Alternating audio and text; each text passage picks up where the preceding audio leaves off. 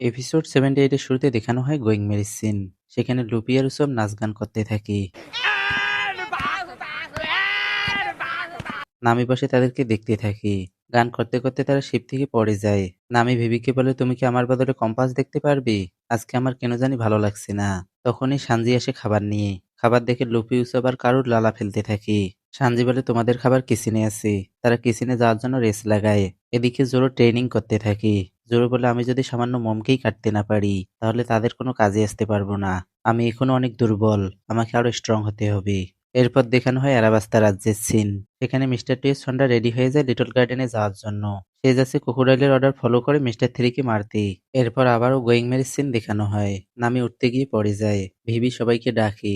এরপরের সিনে সানজি কাঁদতে কাঁদতে বলে, নামিসান কি মারা যাবে? ভিভি বলে, যারা গ্র্যান্ড লাইনে আসে তাদের সবাইকে একটি কমন জিনিস ফেস করতে হয়। সেটা হচ্ছে ইলনেস, মানে অসুখ। গ্র্যান্ড লাইনের অস্বাভাবিক আবহাওয়ার কারণে অনেকে অসুস্থ হয়ে পড়ে। অনেকে তো মারাও যায়। এরপর সে বলে, এখানে কি কারো মেডিকেল নলেজ আছে?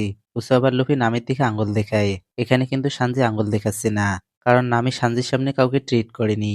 এসব ছোটখাটো জিনিস অনেকেই নোটিস করে না। লুফি বলে, মিট খেলেই তো সব অসুখ পালিয়ে যায়, তাই না সানজি? সানজি বলে, আমি যদি আরো ভালো খেয়াল রাখতাম, ভালো ভালো খাবারগুলো তাকে খাওয়াতাম আর পচাগুলো তোমাদেরকে দিতাম, তাহলে হয়তো সে অসুস্থ হতো না। ভেবে থার্মোমিটার দেখে বলে, 40 ডিগ্রি সেলসিয়াস। তার যত আরো বাড়ছে। 40 ডিগ্রি সেলসিয়াস কম মনে হলে বলে দিচ্ছি, এটা হচ্ছে ফারেনহাইট স্কেলে 104 ডিগ্রি ফারেনহাইট। ওসব বলে, এরাবাস্তাতে গেলেই তো আমরা ডক্টর দেখাতে পারবো, কিন্তু সেখানে যেতে আর কতদিন লাগবে? ভি বলে, আমার মনে হয় না 1 সপ্তাহের আগে আমরা পৌঁছাতে পারবো। লুফি বলে, অসুখ হওয়াটা কি খারাপ? ওসব আবার সানজি বলে, আমরা কি জানি, কারণ আমরা কখনো অসুস্থই হইনি। ভি বলে, তোমরা কোন গ্রহ থেকে এসেছো যে কখনো অসুস্থ হওনি? অবশ্যই অসুস্থ হওয়াটা খারাপ, এভাবে চলতে থাকলে সে মারাও যেতে পারে। এটা শুনে তারা প্যানিক করতে থাকে। ভি বলে, এখান থেকে ভাগো, তোমাদের কারণে সে আরো বেশি অসুস্থ হয়ে যাবে। লুফি বলে, চলো একটি ডক্টর খুঁজে আনি। নামি বলে, সেটার প্রয়োজন নেই। সে আস্তে আস্তে বসে পড়ে। লুফি বলে, সে কি ঠিক হয়ে গেছে? উসব তার মাথায় মারে। নামি বলে, আমার ডেস্কের ড্রয়ারে একটি নিউজ পেপার আছে, ওটা পড়ো। নিউজ পেপার দেখে ভিভির চেহারা সম্পূর্ণরূপে বদলে যায়, কারণ সেখানে লেখা আছে 3 লাখ রয়্যাল সোল্ডার বিদ্রোহীদের সাথে যোগ হয়েছে। ভিভি বলে, এটা একটা কোল্ড ওয়ার ছিল, 6 লাখ রয়্যাল সোল্ডার আর 4 লাখ বিদ্রোহীদের মধ্যে, কিন্তু এখন খেলা পুরোটাই বদলে গেছে। নামি বলে, এটা 3 দিন আগের নিউজ ছিল, তাই আমাদেরকে যত তাড়াতাড়ি সম্ভব এরাবাস্তায় পৌঁছাতেই হবে। উসব বলে, কিন্তু তোমাকে ডক্টর না দেখালে তো তোমার অবস্থা আরো খারাপ হয়ে যাবে। নামি বলে, আমি ঠিক আছি, থার্মোমিটার নিশ্চয়ই খারাপ হয়ে গেছে, না হলে কারো যা 40 ডিগ্রি সেলসিয়াস হয় সে উঠে বাইরে যেতে থাকে। লুপি বলে, সে তো ভালো হয়ে গেছে। উসব বলে, গাধা নাকি তুমি, সে ভালো হওয়ার নাটক করছে। বাইরে জোরে বসে শিপের ডিরেকশন দেখতে থাকে আর প্র্যাকটিস করতে থাকে। নামি বলে, গাধামের একটা লিমিট আছে, এতক্ষণ থেকে বসে তুমি কি দেখছিলে? জোরে বলে, শিপ তো সোজাই যাচ্ছে। নামি বলে, গাধা, সোজা চললেই কি আমরা ঠিক জায়গায় পৌঁছাতে পারবো? কম্পাসটা তো একবার দেখতে পারতে। জোরে বলে, এগুলো মানুষের বানানো জিনিসে ভুল থাকতে পারে, আমি প্রাকৃতিক উপায়ে দিক নির্বাচন করি। সে আঙ্গুল দিয়ে দেখিয়ে বলে, আমি ওই মেঘটি ফলো করছিলাম। নামি বলে, গাধা দিয়ে এই শিপটা ভরে গেছে, বাতাসের কারণে মেঘের ডিরেকশন তো চেঞ্জও হতে পারে নাকি? সে তার মাথা চেপে রাখে, কারণ তার মাথা ব্যথা হচ্ছে। জোরে বলে, সব আমার উপর ছেড়ে দিয়ে তুমি কি আরাম করো। নামি বলে, তোমার উপর ছেড়ে দিলে তুমি না জানি কোথায় শিপকে নিয়ে যাবে। এরপর নামি বলে, বাতাস চেঞ্জ হচ্ছে। জোরে বলে, কোথায়? সবকিছু তো নর্মালি মনে হচ্ছে। নামি বলে, তাড়াতাড়ি শিপকে ঘুরাতে হবে। জোরে বলে, গাধারা বাইরে বেরিয়ে আসো। সানজি বলে, আমাদেরকে অর্ডার দেয়া তুমি কি? নামি বলে, সবাই কাজে লেগে পড়ো, অনেক বড় বাতাসের ঝটকা আসতে চলেছে। লুফি এসে তার কপালে হাত রাখে। কিছুক্ষণ পর লুফি বলে, আমার হাত পুড়ে গেল, তোমার শরীর তো অনেক গরম, তোমাকে তাড়াতাড়ি ডক্টর দেখাতেই হবে। নামি বলে, আমি যেটা বলছি সেটা করো, এটা আমার শরীরের নর্মাল টেম্পারেচার। তারা শিপ ঘোরানোর কাজে লেগে পড়ে। তখনই ভিভি বাইরে বেরিয়ে আসে। ভিভি বলে, আমি জানি আমি তোমাদের শিপে একজন প্যাসেঞ্জার, তাই আমার এটা বলা উচিত নয়, তবুও বলছি, আমার রাজ্যে অনেক খারাপ কিছু ঘটতে চলেছে। যদি আমরা সময় মতো পৌঁছাতে না পারি তাহলে লাখ লাখ মানুষ মারা যাবে, তাই আমাদের সময় নষ্ট না করে যত তাড়াতাড়ি সম্ভব এরাবাস্তায় পৌঁছাতেই হবে। তার কথায় কেউ খুশি হয় না। এরপর ভেবে বলে, এজন্য আমাদেরকে আগে একজন ডক্টর খুঁজতে হবে। একবার নামি সুস্থ হয়ে গেলে আমরা ফুল স্পিডে এরাবাস্তায় যেতে পারবো। লুফি বলে, আমাদের সে বেশি দ্রুত যেতে পারবে না। সানজি বলে, কতবার তোমার প্রেমে পড়াবে ভেবেছেন? তারা কিছুক্ষণ আগে যেদিকে যাচ্ছিল ওইদিকে একটি সাইক্লোন চলতে থাকে।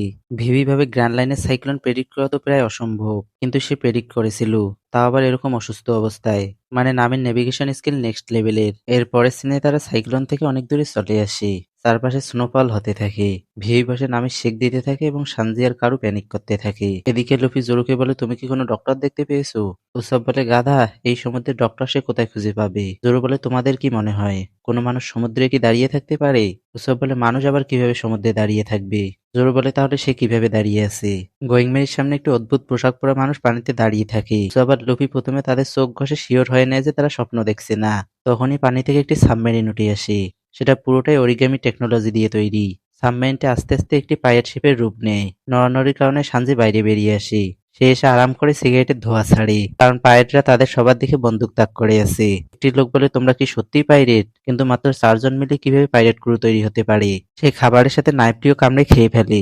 লুফি বলে, এটা আবার কেমন মানুষ? লোকটি বলে, আমরা ড্রাম কিংডমে যেতে চাই। তোমাদের কাছে কি কোনো লক পোজ বা ইটারনাল পোজ আছে সেখানে যাওয়ার জন্য? সানজি বলে, আমরা এরকম নাম কখনো শুনিনি। লুফি বলে, এখন এখান থেকে চলে যাও। তোমাদের সাথে লড়াই করার মতো সময় আমাদের কাছে নেই। লোকটি বলে, আমি তোমাদের শিপের সব সম্পদ নিয়ে যাব, কিন্তু তার আগে আমার অনেক ক্ষুধা লেগেছে। সে গোয়িং মেরি খাওয়া শুরু করে। লুফি বলে, কেন আমাদের শিপ খাচ্ছো? দুইটা পাইরেট লুফিকে আটকিয়ে বলে, অফুল সামা যখন খাচ্ছে তখন তাকে কেন ডিস্টার্ব করছো? লুফি তাদেরকে 5 মেরে ডাউন করে দেয়। বাকি পাইরেটরাও গুলি চালানো শুরু করে, কিন্তু জোরো আর সানজি সবাইকেই হারিয়ে দেয়। গুলির শব্দ শুনে ভিভি কারুকে বলে, তুমি এখানে থাকো, আমি দেখে আসছি কি হচ্ছে ওখানে। এদিকে লুফি দৌড়ে যেতে থাকে অফুলকে মারার জন্য, কিন্তু অফুল তাকে খেয়ে ফেলে। অফুল বলে, তাকে চিবাতে এত কষ্ট হচ্ছে কেন? তখনই ভিভিও বাইরে বেরিয়ে আসে। লুফি তার হাত বাইরে বের করে বাজুকা চালিয়ে দেয় অফুলের উপর, ফলে অফুল দূরে উড়ে যায়। অফুল হেরে যায়, পাইরেটরাও শিপে উঠে পালিয়ে যায়। বাই দ্য ওয়ে, তাদের পাইরেট টিমের নাম আছে টিন টাইটেন পাইরেট। ভিভি বলে, অফুল নাম তো শোনা শোনা মনে হচ্ছে। এরপর কয়েকদিন আগের সিন দেখানো হয়। এটা আছে ওই সময় সিন যখন সানজি আর ক্রোকোডাইল কথা বলছিল ডেনডেন মশির মাধ্যমে। অনেকদিন পর ক্যাপ্টেন স্মোকারের শিপ দেখানো হয়। সেখানে তাশিকে একটি শট দেখতে থাকে। তার এই শটটির নাম হচ্ছে কাশু, আর এটা রিও ওয়াজামোনো শটের মধ্যে একটি। তাশিকি বলে, আমি গ্র্যান্ড লাইনে ঢুকতে না ঢুকতে একটি লেজেন্ডারি শট পেয়ে গেলাম। স্মোকার তাকে ডাকতে থাকে, কিন্তু সেদিকে তার মনোযোগ নেই। এরপর ক্যাপ্টেন স্মোকার জোরে ডাকে। তাশিকি জোরে দৌড়ে যেতে থাকে, কিন্তু জিমে সোজা রাস্তায় ঠিকমতো হাঁটতে পারে না, তার কাছ থেকে আর কী বা আশা করা যায়। সে সিঁড়িতে হোঁচট খেয়ে পড়ে যায় এবং তার শটটি তার পাশেই এসে পড়ে। অল্পের জন্যই সে আজকে বেঁচে যায়। বাই দ্য ওয়ে, আমার এখন একটা কথা মনে পড়লো। আমরা শুনেছিলাম কুইনাও সিঁড়ি থেকে পড়ে মারা গিয়েছিল এবং সেও শট আনতে গিয়েছিল। তাহলে কি এরকমটা হতে পারে যে তাশিকির মতো অ্যাক্সিডেন্ট কুইনারও হয়েছিল, বা আনফরচুনেটলি সে মারা গিয়েছিল? এটা জাস্ট আমার থিওরি। তোমাদের কি মনে হয় জানিয়ে দাও কমেন্টের মাধ্যমে। এখন এপিসোডে ফিরে আসি। ক্যাপ্টেন স্মোকার বলে, তাড়াতাড়ি এখানে আসো, আমরা একটি সিগন্যাল ট্র্যাক করছি। তাশিকি বলে, এটা তো ব্ল্যাক দেনদেন মশি। আসলে তারা সানজি আর ক্রোকোডাইলের মধ্যকার কনভারসেশন শোনার চেষ্টা করেছিল, কিন্তু ইন্টারাপশনের কারণে ঠিকমতো শুনতে পারছে না। শুধু সাটা শব্দই তারা শুনতে পায়। Mister zero, princess Vivi, straw hat, আর এরপরের অর্ডার সিটির মাধ্যমে পেয়ে যাবে। তাশিকি বলে, আমরা যে শর্টসম্যান ধরেছি তার সাথে মিস্টার জিরো নামটার কোনো না কোনো লিঙ্ক আপ তো আছেই। আসলে তারা মিস্টার ইলেভেনকে ধরে বেঁধে রেখেছে। মিস্টার ইলেভেন বলে, আমি কোনো মিস্টার জিরোকে চিনি না। ক্যাপ্টেন স্মোকার বলে, তাহলে তোমার পকেট থেকে যে সিডিটি পেয়েছিলাম সেটা কিসের ছিল? মিস্টার ইলেভেন বলে, আমার পকেটে কোনো সিটি ছিল না, কারণ আমি আগেই সেটা পুড়িয়ে ফেলেছি। ক্যাপ্টেন স্মোকার বলে, এজন্যই তো আমরা কোনো সিটি পাইনি। এরপর সে তাশিকিকে বলে, আমার যতদূর মনে পড়ে প্রিন্সেস ভিভি হচ্ছে অ্যারাবাস্তার প্রিন্সেসের নাম, এবং সে এখন মিসিং হয়ে আছে। কিন্তু স্ট্রো হ্যাট আর মিস্টেরিয়াস অর্গানাইজেশনের মাধ্যমে কি সম্পর্ক? তাশিকি বলে, তারা মিলে প্রিন্সেস ভিভিকে কিডন্যাপ করেনি তো? ক্যাপ্টেন স্মোকার বলে, সেটা তো আমরা অ্যারাবাস্তা গেলেই বুঝতে পারবো। মানে অ্যারাবাস্তাতে লুপিদের সাথে ক্যাপ্টেন স্মোকারের দেখা হবে, এটা শিওর হয়ে নাও। এরপর দেখানো হয় গোয়িং মেরির সিন। রাত হয়, তারা একটি জায়গায় নোঙ্গর ফেলে।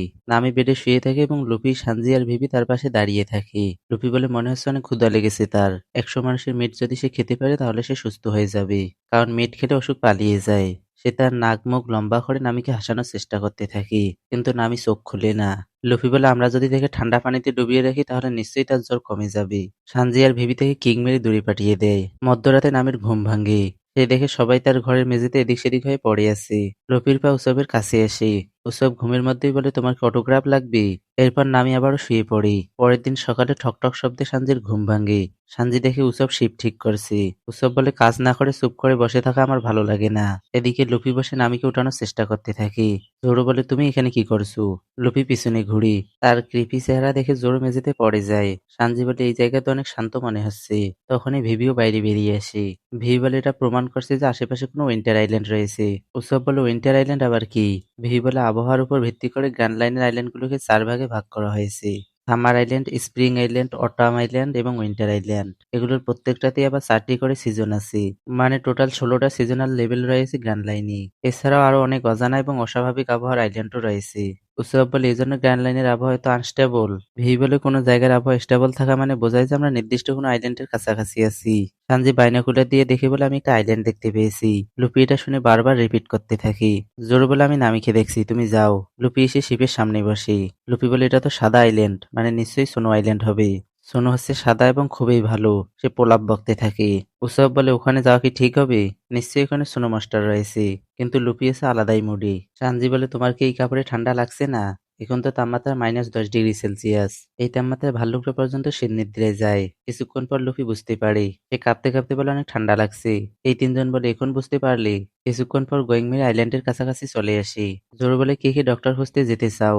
বা আমার এটা বলা উচিত যে মানুষ খুঁজতে হবে প্রথমে। লুফি আর সানজি হাত তুলি। তখনই চারপাশ থেকে অনেকগুলো লোক অস্ত্রশস্ত্র হাতে বেরিয়ে আসি।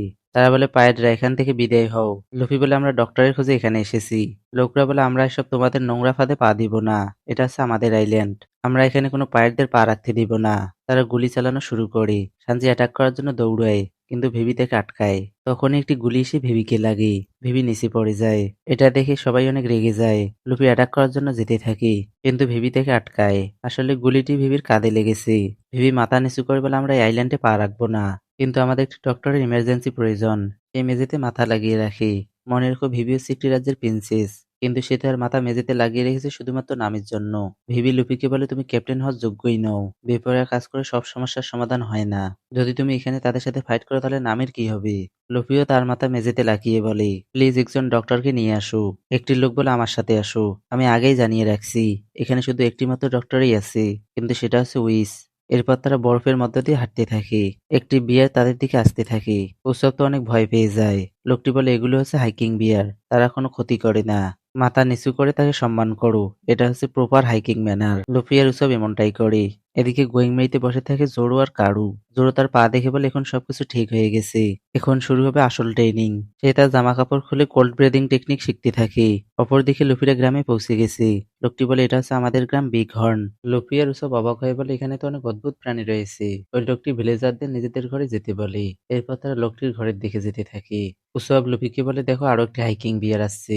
আসলে একটি মোটা লোক আসতে থাকে। লুফি আর উসব তাকেও হাইকিং ম্যানার দেখায়। আরেকটি লোক বলে, নেক্সট ইলেকশনে আমরা তোমাকেই বিজয়ী করতে চাই ডাল্টন সান। সবাই তোমাকেই ভোট দিবে বলছি। ডাল্টন বলে, আমি হচ্ছে একজন পাপিষ্ঠ ব্যক্তি, মানে সে আমাদের নেতাদের মতো ফুলের চেয়েও পবিত্র নয়। কিছুক্ষণ পর তারা ডাল্টনের ঘরে আসে। লোকটি তার পরিচয় দেয়, আমি হচ্ছে ডাল্টন, এই আইল্যান্ডের সিকিউরিটি স্কোয়াড ক্যাপ্টেন। সে ভিভিকে দেখে বলে, আমি শিওর তোমাকে কোথাও না কোথাও তো দেখেছিলাম। ভিভি বলে, এটা নিশ্চয়ই তোমার ভ্রম হবে। এনিওয়ে, এখন আমাদেরকে ওইসের বিষয়ে বলো। নামের টেম্পারেচার এখন 42°C। গত 3 দিন ধরে তার টেম্পারেচার বাড়তেই আছে। ডাল্টন বলে, তোমরা কি জানালা দিয়ে মাউন্টেন গুলো দেখতে পাচ্ছ? সানজি দেখে লুফি আর উসব বরফ দিয়ে খেলা শুরু করে দিয়েছে। লুফি বানায় হাইপার স্নোম্যান আর উসব বানায় স্নো জেটাদা স্নো বিস্ট। সানজি বলে, যদি নামিসানের কিছু হয়ে যায় তাহলে আমি তোমাদের দুজনের পিছনে কিক মারবো। ডাল্টন বলতে থাকে, ওই মাউন্টেন গুলোকে ড্রাম রকিস বলা হয়। তোমরা কি সবচেয়ে উঁচু মাউন্টেনের উপর একটি ক্যাসল দেখতে পাচ্ছ? লুফি আর উসব তাদের কথায় কান না দিয়ে নিজেদের মধ্যে কথা বলতে থাকে। ডাল্টন বলে, ওই ক্যাসলে এখন কোনো রাজা থাকে না, সেখানেই থেকে এই আইল্যান্ডের একমাত্র ডক্টর, ডক্টর কুরিহা, যাকে লোকজন উইস বলে ডাকে। সানজি বলে, সে এত উঁচু পর্বত থেকে কিভাবে নিচে নামে, আর যখন লোকজন অসুস্থ হয় তাহলে তার সাথে কিভাবে যোগাযোগ করে? ডাল্টন বলে, একজন ডক্টর হিসেবে সে খুবই দক্ষ, কিন্তু আসলে সে একটি পাগল বুড়ি, তার বয়স 140 বছর হয়ে গেছে। সানজি বলে, এই বয়সে তো তারই একজন ডক্টরের প্রয়োজন, আর তুমি বলছো সে এই বয়সে তো উঁচু পর্বত থেকে নিচে নামে। ডাল্টন বলে, যখন তার ইচ্ছে হয় তখন সে মাউন্টেন থেকে নিচে নামে। সে অসুস্থ হতে সুস্থ করে ঠিকই, কিন্তু বদলে সে যেটা চায় সেটাই নিয়ে যায়। সানজি বলে, কিন্তু সে নিচে নামে কিভাবে? ডাল্টন বলে, একটি রুমার শোনা যায়, কিন্তু অনেক মানুষ দাবি করে যে তারা নিজের চোখে দেখেছিল। জ্যোৎস্না রাতে একটি স্লেটের উপর বসে তাকে আকাশে উঠতে দেখা গিয়েছিল, এজন্যই তাকে লোকজন উইস বলে ডাকে। সে যখন নিচে নামে তখন তার সাথে একটি অদ্ভুত প্রাণীও থাকে। এমন অদ্ভুত প্রাণী কেউ কখনো দেখেনি। ভিভি বলে, তাহলে আমরা তার সাথে কিভাবে কন্ট্যাক্ট করব? ডাল্টন বলে, সে যখন এটা ফিল করতে পারবে তখন সে নিজেই নিচে নেমে আসবে। ততক্ষণ পর্যন্ত ওয়েট করা ছাড়া আর কোনো উপায় নেই। এদিকে লুফি নামের গালে মেরে তাকে জাগাতে থাকে। উসব, সানজি আর ভিভি বলে, তুমি কি করছো গাধা? নামি চোখ খুলি। লুফি বলে, ডক্টর দেখাতে হলে আমাদেরকে মাউন্টেনে উঠতে হবে। সানজি বলে, এরকম অবস্থায় সে কিভাবে পর্বতে উঠবি? লুফি বলে, আমি তাকে পিটি করে নিয়ে যাব। ভিভি বলে, কিন্তু এত উঁচু পর্বত তুমি কিভাবে উঠবি? লুফি বলে, আমি উঠে যাব, তোমাকে চিন্তা করতে হবে না। সানজি বলে, তুমি তো উঠতে পারবে ঠিকই, কিন্তু আসল কষ্ট তো নামিসানকেই সহ্য করতে হবে। এরপর লুফি যেটা বলে সেটা লুফি ছাড়া আর কেউ বলতে পারবে না। লুফি বলে, যদি আমরা পড়েও যাই তবুও তো বরফের উপরেই পড়বো নাকি? ভিভি বলে, তো উপর থেকে পড়লে কোনো মানুষই বাঁচতে পারবে না। নামি তার হাত উপরে তুলে বলে, আমি তোমার সাথেই যাব ক্যাপ্টেন। এই প্রথমবার নামি লুফিকে ক্যাপ্টেন বলে ডাকলো। লুফি এসে তার হাতে হাত মারে। লুফি বলে, এখন মিটের ব্যবস্থা করো। এরপরে সিনে উসব লুফিকে জ্ঞানের কথা বলতে থাকে। উসব বলে, একবারও উপর থেকে পড়ে যেও না, কারণ তুমি ঠিক থাকলেও নামি নিশ্চিত মারা যাবে। ভিভি নামিকে লুফির সাথে বেঁধে দেয়। ডাল্টন বলে, যেহেতু তোমরা যাচ্ছই তাহলে আমি তোমাদেরকে আটকাবো না, কিন্তু পর্বতের অপর পাশ দিয়ে উঠবি, কারণ এই সাইডে রয়েছে ল্যাপিনের দল, তারা হচ্ছে কার্নিভোরাস রেবিটস। কিন্তু লুফি কার কথা শুনতে চলেছে, সে দৌড় মারে। সানজিও তার পিছনে চলে যায়। ডাল্টন বলে এখানে অনেক ঠান্ডা, ঘরের ভিতরে আসো। কিন্তু উসব আর ভিভি ওখানেই দাঁড়িয়ে থাকে। ভিভি বলে তারা না আসা পর্যন্ত আমরা এখানেই থাকবো। তবে আরেকবার বললে উসব অবশ্য রাজি হয়ে যেত, কিন্তু ডাল্টন সেখানে এসে বসে পড়ে। ডাল্টন বলে অনেক আগে এখানে ডক্টরের কোনো কমতি ছিল না, তারা এতটাই দক্ষ ছিল যে আমাদের আইল্যান্ড অ্যাডভান্স মেডিকেল নেশন নামে পরিচিত ছিল। উসব বলে তাহলে কি এমন হয়েছিল যে এখানে কোনো ডক্টর নেই? ডাল্টন বলে এই দেশটি কয়েক মাস আগেই ধ্বংস হয়ে গিয়েছিল পাইরেটদের হাতে। ডাল্টনের কথাগুলো মনোযোগ দিয়ে শুনো, কারণ এটার সাথে এর পরের স্টোরির লিঙ্ক আপ রয়েছে। ডাল্টন বলতে থাকে, তাই পাইরেট শব্দটি হজম করা এখনো গ্রামবাসীদের কাছে সম্ভব হয়নি। ওই পাইরেট গ্রুপে মাত্র 5 জন লোক ছিল। তাদের ক্যাপ্টেনের নাম ছিল ব্ল্যাক বিয়ার্ড। সে চোখের পলক ফেলার আগে পুরো দেশকে ধ্বংস করে দিয়েছিল তার অস্বাভাবিক শক্তির মাধ্যমে। অনেকে মনে করে এটা আমাদের দেশের জন্য ভালোই হয়েছে। উসব বলে দেশ ধ্বংস হতে আবার ভালোর কি আছে? ডাল্টন বলে এটা বুঝতে হলে তোমাদের শুরু থেকে বলতে হবে। এই আইল্যান্ডের নাম ছিল ড্রাম কিংডম, আর এর রাজা ছিল ওয়াপুল। সে সবচেয়ে অত্যাচারী রাজা ছিল। পাইরেটরা অ্যাটাক করাতে সেই আইল্যান্ড ছেড়ে পালিয়ে যায়, তাই এখানকার লোকেরা তার অত্যাচার থেকে বেঁচে যায়। এরপর দেখানো হয় লুফিদের। তারা মাউন্টেনের দিকে দৌড়াতে থাকে। সানজি বলে তুমি জুতা পরোনি কেন? লুফি বলে এটা হচ্ছে আমার পুলিশ। সানজি বলে পুলিশ না পলিসি? লুফি বলে হ্যাঁ ওটাই। একটি ল্যাপিন তাদেরকে দেখতে থাকে। লুফি বলে তুমি কি জানো বরফের দেশের মানুষরা কখনো ঘুমায় না? সানজি বলে তারা আবার কেন ঘুমায় না? লুফি বলে যদি তারা ঘুমিয়ে যায় তাহলে তারা মারা যাবে। সানজি বলে এরকমটা কখনো হয় নাকি? লুফি বলে আমি অনেক আগে কারো কাছ থেকে শুনেছিলাম। সানজি বলে এটা নিশ্চয়ই উসবের কাজ। লাফিনটি অ্যাটাক করে দেয়, কিন্তু তারা ডস করে ফেলে। লুফি বলে আমি আমার গ্রামের একটি বাড়ি শুনেছিলাম। একটু যদি খেয়াল করো তাহলে বুঝতেই পারবে আমরা তার ছোটবেলায় শুধু একটি বাড়ি তাকে দেখেছি, সেটা হচ্ছে মাকিনো-সানের বার। আর সেখানে লুফি ইয়াসোবের সাথেও মিলেছিল। তাহলে কি এমনটা হতে পারে যে উসবের মতো তার বাবাও মিথ্যা গল্প বলতো? সানজি বলে তাহলে ডাল্টনের ঘরে বেড রাখা আছে কেন? লাফিনটি আবারও অ্যাটাক করে, কিন্তু তারা এবারও ডস করে ফেলে। ফলে লাফিনটি একটি গাছে আটকে যায়। সে কামড়ে গাছটি ভেঙে ফেলে। লুফি বলে সেটা হয়তো এজন্য যে যখন সে মারা যাবে তখন তাকে বেডে শোয়ানো হবে। সানজি বলে তাহলে তুমি কি জানো বরফের দেশের মেয়েদের স্কিন সাদা এবং স্মুথ হয় কেন? লুফি বলে কেন? সানজি বলে যখন তাদেরকে ঠান্ডা লাগে তখন তারা গা গরম করার জন্য হাত ঘষতে থাকে, এজন্য তাদের স্কিন মসৃণ হয়। লুফি বলে তাহলে সাদা হয় কেন? লাফিনটি কন্টিনিউয়াসলি অ্যাটাক করতেই থাকে, কিন্তু তারা তাকে ইগনোর করে ডস করতে থাকে।